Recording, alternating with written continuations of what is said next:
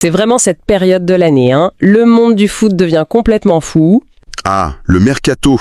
Les téléphones des agents qui n'arrêtent pas, les forums de supporters qui s'enflamment. Mais la carrière d'un joueur qui peut basculer sur un simple titre de presse. Exactement.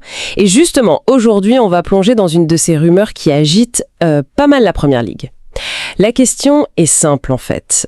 Est-ce que c'est juste du bruit ou les vrais premiers coups d'un immense jeu d'échecs pour l'été prochain ? Un jeu d'échecs qui met en scène, excuse-moi de te couper, un champion d'Afrique au top de sa forme, un club de légende qui essaie de se reconstruire. Et un autre club qui se retrouve dans une position de force incroyable, mais peut-être un peu inconfortable aussi. C'est tout à fait ça. Alors, voilà le sujet.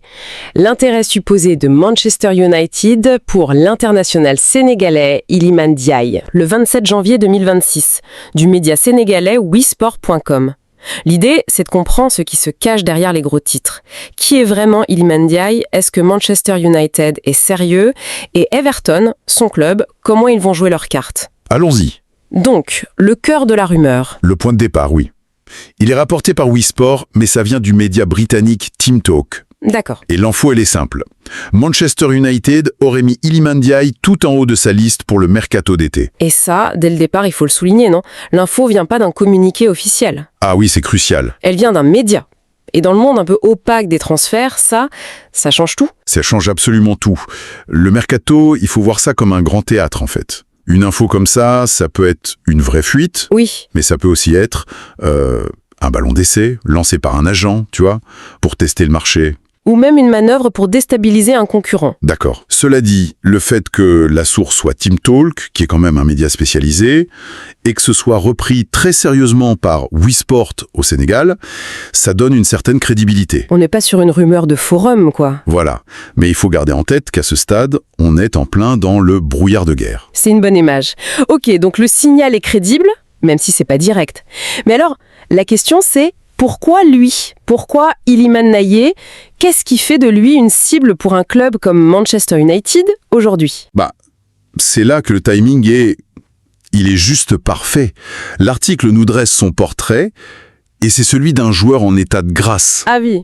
International sénégalais, bien sûr, mais surtout, il vient d'être sacré champion d'Afrique. Avec les Lions de la Teranga. Ça, c'est pas rien. C'est un saut de validation au plus haut niveau. Ce n'est plus un simple espoir. C'est un gagnant. Gagner un titre majeur comme ça doit changer un joueur. Psychologiquement parlant, ça doit être un boost de confiance énorme. Immense. Il entre dans une autre dimension. Il sait qu'il peut performer sous la pression la plus forte.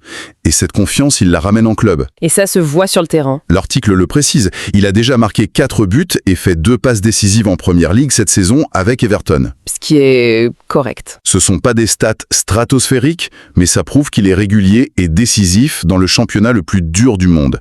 Il a la technique, le physique et maintenant la mentalité d'un champion. Et c'est ce cocktail-là qui attire Manchester United. Exactement. L'article fait une comparaison que je trouve intéressante. Il dit que les Red Devils le verraient comme un renfort avec un impact similaire à celui de joueurs comme Matheus Cunha ou Bryan Mbeumo. Et c'est très bien choisi comme exemple. Pourquoi ? Parce que ce ne sont pas des superstars mondiaux. Ce sont des joueurs qui sont arrivés en Première Ligue et qui ont tout de suite apporté du dynamisme, de la percussion, une capacité à casser les lignes. Donc ça nous donne un indice sur la stratégie de Manchester. Un indice fondamental, oui. C'est-à-dire qu'ils ne cherchent pas le prochain ballon d'or de 18 ans, mais plutôt un joueur efficace, tout de suite. C'est exactement ça. On dirait qu'ils s'éloignent un peu de la politique du pari sur l'avenir. Ce qu'ils ont beaucoup fait. Oui, pour aller vers une garantie Première Ligue. Ils en ont peut-être marre d'attendre 2 ans qu'une recrue s'adapte au rythme, au climat, à la pression. C'est compréhensible. Ils veulent un joueur qui connaît le championnat, qui est prêt physiquement et qui peut performer dès le premier match. Ndiaye, à son âge, au sommet de sa confiance, il coche toutes les cases. C'est la solution plug and play. D'accord. Le tableau est posé. Un acheteur avec un besoin clair, un joueur au profil idéal, mais il y a un obstacle. Un obstacle de taille. Et cet obstacle, c'est Everton. L'article est très clair là-dessus. Je cite, « Le club est très attaché à sa star sénégalaise et ne devrait pas se séparer facilement de lui. On a l'impression que la porte est fermée à double tour. » C'est la position officielle. Et c'est la seule qu'ils peuvent tenir publiquement, de toute façon. Oui, bien sûr. Et ils ont une arme absolue dans les négociations. Le contrat du joueur. D'après la source, il est lié à Everton jusqu'en 2029. 2029 ? Oui. C'est une éternité dans le foot moderne. Attends, ça veut dire qu'ils ont absolument aucune obligation de vendre. Ils peuvent juste ignorer les appels de Manchester United s'ils veulent. En théorie, oui, ils pourraient. Mais c'est là qu'il faut lire entre les lignes, et l'article le fait très bien. En réalité, un contrat aussi long, ça ne sert pas à empêcher une vente. Ah non, ça sert à quoi alors? Ça sert à fixer le prix. C'est une affirmation de pouvoir. Le message d'Everton, c'est pas « il n'est pas à vendre ». C'est Si vous le voulez, préparez-vous à signer un chèque qui va battre tous nos records. Un contrat long, c'est pas un cadenas, c'est une étiquette de prix exorbitante. Ah, je vois. Donc on est en plein jeu de poker. Everton dit publiquement « on ne vend pas », mais en coulisses, ils sont déjà en train de calculer ce qu'ils pourraient faire avec l'argent. C'est précisément là que l'analyse de l'article devient fascinante. Il suggère que cet intérêt pourrait être une aubaine pour Everton. La formulation, c'est que le club pourrait envisager différentes options pour tirer parti de cette situation. Notamment pour renforcer d'autres postes. Voilà. C'est le dilemme classique pour les clubs qui ne font pas partie du Big Six, des 6 plus riches d'Angleterre. Le fameux dilemme du club tremplin. Tu formes un talent, il explose, et ta plus grande réussite devient ta plus grande faiblesse, parce que les gros poissons arrivent. C'est tout à fait ça. Pour un club comme Everton, vendre un joueur star pour une somme colossale, ça peut être la décision stratégique la plus intelligente. Même si ça...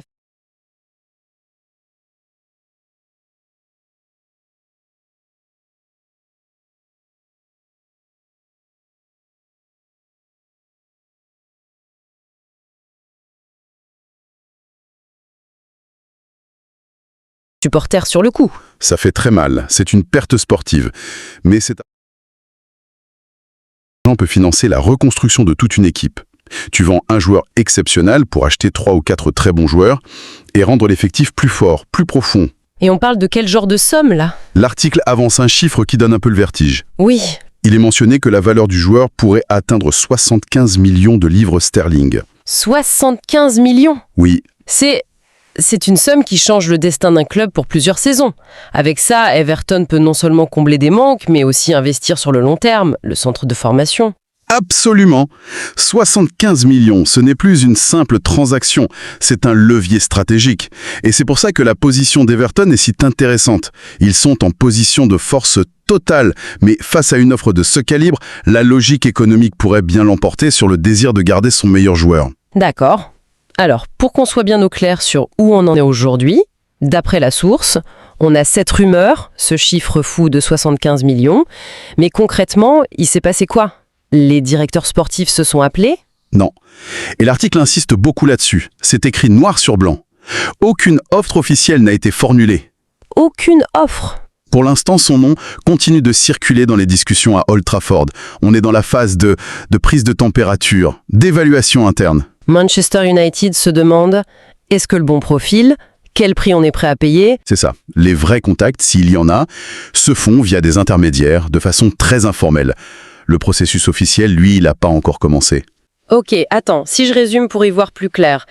On a une rumeur qui part des médias, mais qui semble avoir une base solide. Oui. Elle concerne un joueur, Iliman Ndiaye, qui est au sommet de sa forme après sa Coupe d'Afrique. C'est ça.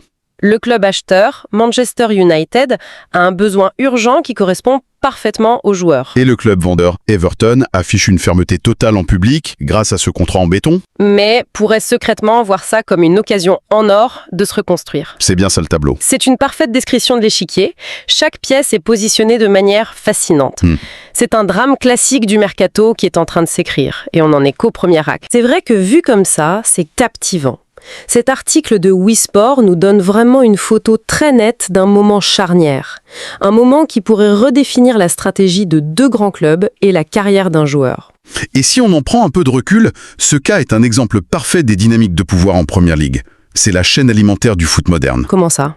D'abord, tu as la concentration du pouvoir financier chez les clubs du Big Six. Ils peuvent faire leur marché chez leurs concurrents directs. D'accord. Ensuite, tu vois la difficulté pour des clubs très bien gérés comme Everton de briser ce plafond de verre. Dès qu'ils ont un joyau, il est immédiatement convoité. C'est une lutte de tous les instants pour ne pas être qu'un simple club formateur pour l'élite. Et c'est aussi la preuve, comme tu le disais, de l'impact incroyable d'un grand tournoi international. Ah, Complètement. Avant la Coupe d'Afrique, Ndiaye était un très bon joueur de Première Ligue.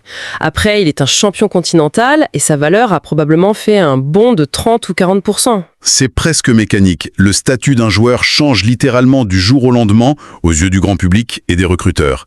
Il a prouvé qu'il pouvait briller sur la plus grande scène. C'est fascinant. Pour finir, j'aimerais qu'on s'arrête sur un point. L'article, et nous aussi, on a beaucoup parlé de millions, de contrats, de stratégies, de leviers économiques. C'est le langage du foot moderne, oui. Mais on oublie peut-être l'élément le plus imprévisible dans toute cette équation. L'élément humain, le joueur lui-même. Exactement. C'est une excellente remarque. On analyse ça comme une partie d'échecs, mais pour Iliman Ndiaye, c'est pas un jeu. C'est sa vie, c'est sa carrière. Voilà. Mets-toi à sa place un instant. Tu viens de réaliser le rêve de tout un continent.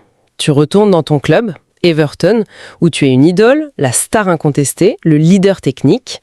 Tu es dans un confort sportif et émotionnel total. Et puis, ton agent t'appelle. Il te dit « Manchester United est intéressé ». C'est un nom qui fait rêver tous les footballeurs. Old Trafford, le théâtre des rêves. La promesse de jouer la Ligue des Champions, de te battre pour le titre. Le choix doit être terrible. D'un côté, la loyauté, le statut de roi dans un club qui t'a fait confiance. Et de l'autre, l'attrait du mythe, le défi ultime, mais aussi le risque. Le risque de n'être qu'un joueur parmi d'autres, la pression d'un transfert à 75 millions, la possibilité de finir sur le banc. C'est toute la question. La source nous donne les faits, les chiffres, le contexte stratégique. Mais la prochaine étape de cette histoire, celle qui décidera si cette rumeur devient réalité, elle ne dépendra pas seulement des clubs. Elle dépendra de quoi alors ? Elle sera déterminée par une chose bien plus intime et impossible à mesurer. L'ambition personnelle d'Iliman Ndiaye. Et ça, aucun article, aucune analyse ne peut le prédire.